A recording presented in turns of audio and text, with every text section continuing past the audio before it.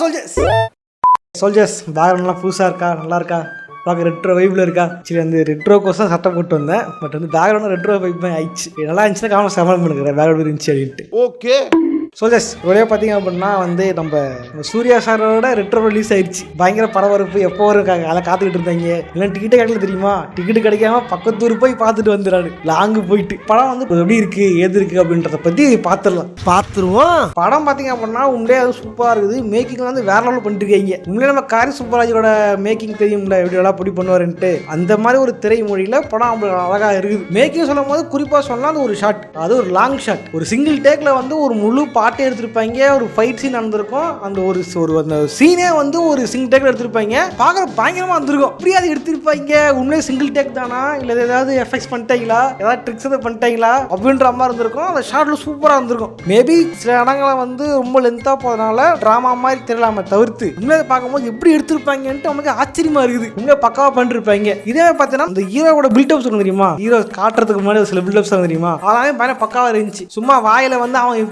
இப்படி அப்படின்னு சொல்லாம விஷுவல் வந்து மேலே காமிச்சிருப்பாங்க. சின்ன வயசுல குழந்தை வந்து வளர்ந்தது கேரக்டர் இப்படிதான், அது அப்படிதான் அப்படின்னு காமிச்சிருப்பாங்க. ஃபர்ஸ்ட் ஹாஃப்ல வந்து எது காட்டுறாங்களான்னு தெரியாது அப்படின்ற நினச்சிட்டு இருப்பீங்க. பட் எண்டிங்கில் பார்த்தீங்கன்னா கரெக்ட் ட்விஸ்ட் வச்சு கரெக்டாக சிங் பண்ணிருப்பாங்க. எல்லாம் சூப்பராக இருந்துச்சு. ஃபைட் சீன்ஸ்லாம் பார்த்தீங்கன்னா வேற பக்கா பண்ணியிருப்பாங்க. குறிப்பாக சொன்னால் ஸ்டார்டிங்கில் வந்து ஒரு சின்ன பையன் சண்டை போடுவான். ட்ரெயினில் ஒரு ஃபைட் சீன் வரும், பயங்கரமாக பண்ணிருப்பாங்க. அதில் வந்து ஒவ்வொரு ஷாட்லையும் டக்குன்னு வந்து ஃபைட் பண்ணி சின்ன பையன் தான் டக்கு ஃப்ரேமில் வந்து சூர்யா காட்டுவாங்க. அந்த ஆர்ட் ஒர்க்கு, அது எஃபெக்ட் செம்மையாக இருக்குது. அதெல்லாம் செம்மையாக பண்ணிருந்தாங்க. சூப்பராக இருந்துச்சு. இதே பார்த்தீங்கன்னா ஃபர்ஸ்ட் ஹாஃப் வந்து ஒரு ஆக்ஷன் பேக்கா, ஒரு ரெடம்ஷனா, ஒரு சூப்பராக செம்மையாக பண்ணியிருப்பாங்க. செகண்ட் ஹாஃபா ஃபர்ஸ்ட் ஹாஃப்னு பார்த்தீங்க அப்படின்னா ரொம்ப பிடிச்சி ஃபர்ஸ்ட் ஹாஃப் பிடிச்சிருது. செகண்ட் ஹாஃப் நல்லா இருக்கும். செகண்ட் ஹாஃப்ல என்ன பிரச்சனை அப்படின்னு பார்த்தீங்க அப்படின்னா, இந்த காரி சூப்பராஜிக்கு கதை நிறுத்திருக்காரு போல. இந்த கதையை வந்து எப்படியாவது ஓட்டிடணும் அப்படின்ட்டு எல்லா படத்துலையும் அந்த ஒரே ஒரு பிளாட்டை வைக்கிறாரு.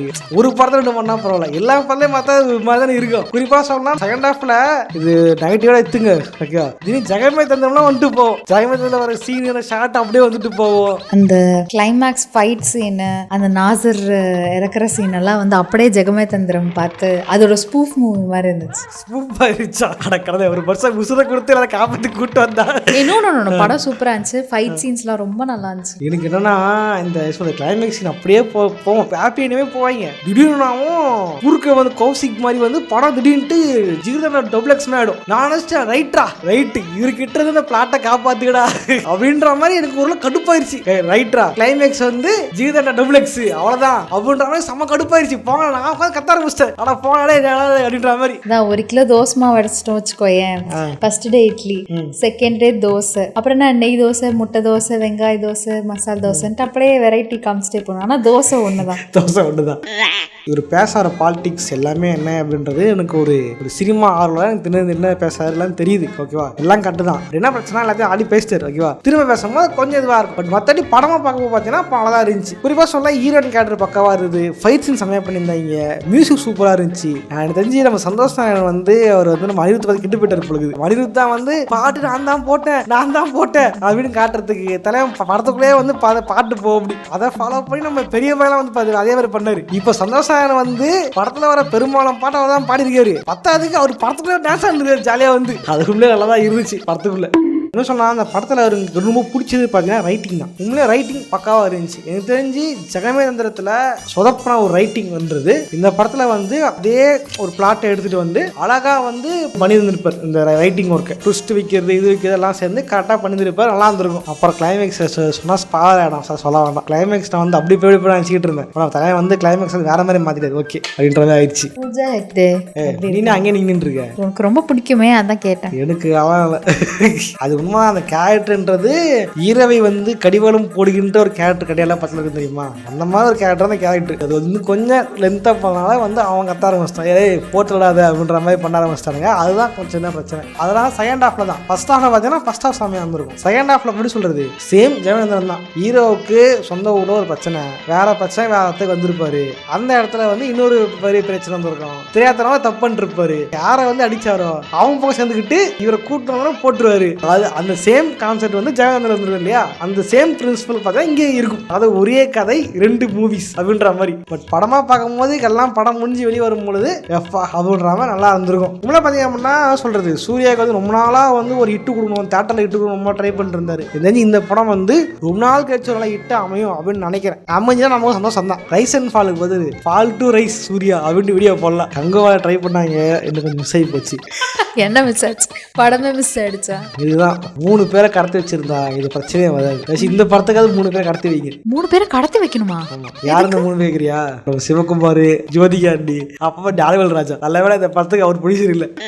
படம் பார்த்தீங்க அப்படின்னா கதையை சொல்லி ஸ்பாயில் பண்ண விரும்பல. ஒரே வாரத்தில் எண்ட் ஆஃப் த வீடியோவில் வந்து இப்போ நல்லா இருக்கா இல்லைன்னு கேட்டிங்கன்னா படம் நல்லா இருக்கு. குடும்பத்தோட பார்க்கலாம், நிறைய குடும்பத்தோட பார்க்கலாம். ஓகே, அதே மாதிரி நீங்கள் வந்து ஃப்ரெண்ட்ஸோட போகும்போது ஆக்ஷன் ரூம் கேட்டிங்கன்னா படம் ஃபுல்லாக ஆக்ஷன் தான். ஆக்ஷன் ஃபைட்டு லவ் அப்படி தான் போகுது. அது மட்டும் டீசெண்டாகவும் இருக்குது, ரொம்ப வலுகலாவெல்லாம் போகலை. ஓகே, நம்ம கார்த்தி சூப்பராஜ் படம் எப்படி இருக்குமோ அந்த மாதிரி இருந்திருக்கு. இப்போ என்ன பிரச்சனை, கார்த்தி சூப்பராஜ் வந்து சொல்கிறது சமீப காலமாக வந்து ஒரே பிளாட்டை படம் எடுத்துக்கிட்டு இருக்காரு. அதை மட்டும் மாற்றிட்டா நல்லா இருக்கும் அப்படின்றது என்னோட எண்ணம். பீட்சா, பேட்டை, ஜிகுதண்டா இந்த மாதிரி வித்தியாசமாக கதையாக பார்த்து பண்ணிட்டு இருக்க தலைவனுக்கு கடந்த சில ஆண்டுகளாக எல்லா ப்ராஜெக்டும் பார்த்தீங்க அப்படின்னா ஒரு பிளாட்டுக்குள்ள அகப்பட்டாரு. அந்த பிளாட்டை வச்சே எடுத்துக்கிட்டு இருக்காரு. கொஞ்சம் இந்த பிளாட்டு பாலிடிக்ஸ்லாம் விட்டு வேற ஏதாவது கதை தான் ஆகும்னு தோணுது. அப்புறம் டைலாக், ரஜினி டைலாக் வருமே, சிறப்பான தரமான சம்பவம். ஃபர்ஸ்ட் ஹாஃப் பார்த்தீங்கன்னா நல்ல புது கதை கான்செப்ட்லாம் இருந்துச்சு. செகண்ட் ஹாஃப் வந்து அவர் எடுத்த படங்களே பார்த்து அவரே வந்து ரீகேட் பண்ணி வச்சிருக்காரு. டைலாக் கூட மாத்தல, அது தான் அது நிலகு. இப்போ பொதுவாக பார்த்தாலாம் என்ன பண்ணுவாங்க, இங்கேயோ ஊரில் உட்காந்துருப்பாரு, போட்டாக்கெல்லாம் உட்காந்துருப்பாரு. திடீர்னு அண்ணனுக்கு வருவார், இதுக்கு வருவார். இப்போ அது ஊருக்கு வந்தவொடனே வந்து 10 பேர் அடிச்சு போடுவார். ஒருத்தர் தானா இருந்து பல வருஷம் முடியாது, ஒரே நேரத்தில் பண்ணிட்டு வந்துடுவாரு. என்ன நினைச்சா முடிக்கலாம். என்ன நீங்க என்ன கோவப்படுறீங்க? ஓ, விஜய் படம் அது மாதிரி இருக்கா? அதானா எனக்கு கடவுளே, நான் சொன்னது வேற, நீங்க நினைச்சுக்கிட்டது வேற. இந்த மாதிரிலாம் வந்து லாஜிக்கே இல்லாமல் இருக்கும் இல்லையா, அந்த மாதிரிலாம் தான் பரவாயில்ல கிடையாது. ஹீரோ வந்து ஒவ்வொரு விஷயத்துக்கும் லாஜிக் இருக்கும். அது கரெக்டாக நாட்டை கரெக்டாக கொடுத்துருப்பாங்க, கரெக்டாக இருந்திருக்கும். ஹீரோ இதை இங்கே போனால கற்றுக்கிட்டாரு, அதனால இது பண்ணாரு. ஸ்லீப்பி நாகஸ்லாம் பார்த்தீங்கன்னா வந்து சண்டை பார்த்து வச்சிருப்பாருங்க, சண்டை போடனே கற்றுக்கலாம், சண்டை போட கற்றுக்கலாம், அந்த மாதிரி பண்ணாரு அப்படின்றத கரெக்டாக கொடுத்துருப்பாங்க. நல்லா இருந்துச்சு. ஸோ வந்து ஃபர்ஸ்ட் ஷோ பார்த்துட்டு வந்து சொல்லவும் பார்த்தீங்க அப்படின்னா படம் வந்து நல்லா இருக்கு. கன்னியா ஃபேமிலி பிடிக்குன்னு நான் நம்புறேன். நான் படம் பார்த்தா என் கூட பார்த்த பல பேர் நல்லா தான் பார்த்துட்டு இருந்தாங்க. யாருமே வந்து மாதிரி சொல்ல ஈரணத்தை விருத்து. அந்த தியேட்டர் தான் நல்லாவே இல்லை. என்ன பண்றது, எல்லாருமே புக் பண்ணிட்டாங்க, டிக்கெட்டே கிடைக்கல. நானே ஊர் முக்கில் போயிட்டு ஒரு 70,000 படம் பார்த்துட்டு வந்தேன். படம் நல்லா இருந்துச்சு, தேட்டர் தான் மொக்கையா இருந்துச்சு, முட்டை வருஷம் ஆறி இருந்துச்சு, அவ்வளோதான். நீங்கள் படம் பார்த்தீங்க அப்படின்னா காமெண்ட்ஸ் கமெண்ட் பண்ணுங்க. உங்க ரிவ்யூ காமெண்ட்ஸில் கமெண்ட் பண்ணுங்க. இது ஏன் ரிவ்யூ, உங்க ரிவ்யூ என்னன்றதை காமெண்ட்ஸை பார்த்து தெரிஞ்சுக்கிறேன். ஓகே, வீடியோ பற்றி லைக் பண்ணுங்க, பற்றி ஷேர் பண்ணுங்க. இதே வந்து இப்போ ரிவ்யூ பண்ணலாம் நினைக்கிறத காமெண்ட்ஸை கமெண்ட் பண்ணுங்க. கண்டிப்பாக வீடியோ போட்டு ட்ரை பண்ணுறேன்.